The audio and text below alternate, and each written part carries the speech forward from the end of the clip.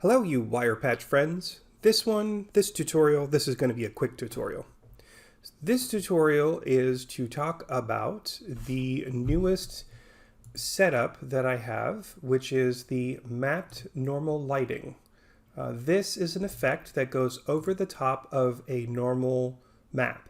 So, for example, this is a map that was created within FilterForge. FilterForge is a program that creates all kinds of different effects. So what I did was I had this little orb that was created, and then it also subsequently can create at the same time a normal map. What this does is it allows me to use my normal map as a way to light my scene. I use this because I do projection mapping. And in my projection mapping, I wanted a way to kind of like fake the lighting. At first I was thinking, oh, I'll just use Blender. I could have Blender running in tandem with my Resolume and all my other programs. I could run it through Spout because Blender has a Spout option. It does work fairly well, but there are some issues with it. One of the things that's an issue is that it eats up system resources. There's just too much going on at the same time to effectively create a good scene.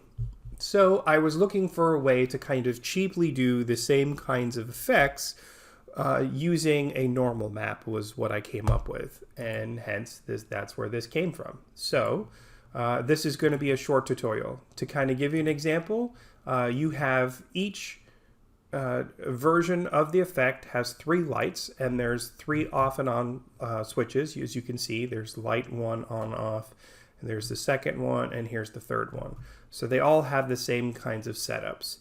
Right at this moment, I just have this yellow light set on, and what I can do is I can move the light left and right. I can move it top and bottom, and these can also be affected. All these settings, of course, can be set up with the time options. You could set up a timeline to bounce back and forth. You could change the colors in that same kind of way. Also, if you have a microphone, you could set it up to do like a beat of some sort, which is an interesting way. That's one of the ways that I've used it.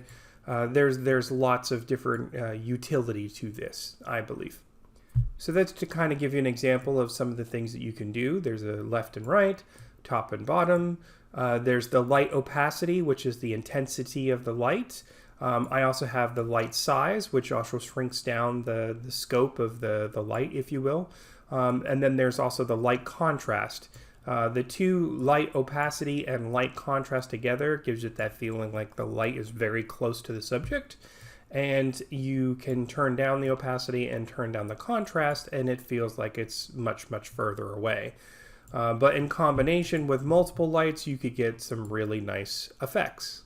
And I think that was how this all kind of came to be. I was looking for a way to actually affect my hexagon squares, which I create out of papercraft and I sell on Etsy. If you're interested, get in contact with me and I'll give you some information about it.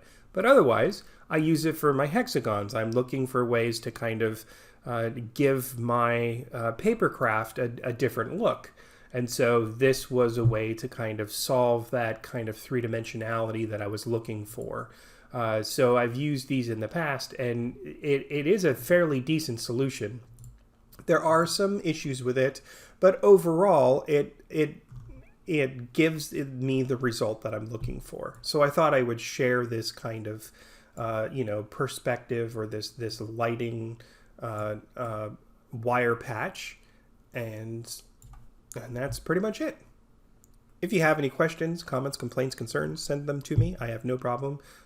You can send me to jacobmesick@gmail.com. Thank you very much for your interest in my newest patch. Thank you. Have a good day.